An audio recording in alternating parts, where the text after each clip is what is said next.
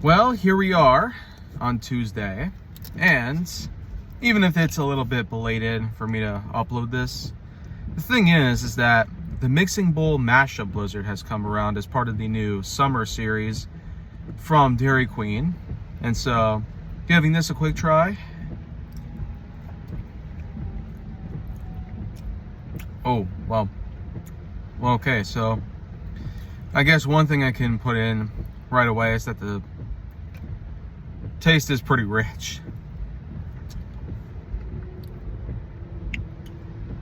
It's not quite clear exactly what they're in here, but from what I'm seeing, it's mainly a mixture of chocolate and vanilla ice cream with a bunch of fix-ins. I'm noticing some chocolate chunks, cookie dough bits, and the taste sort of does correlate to cocoa powder.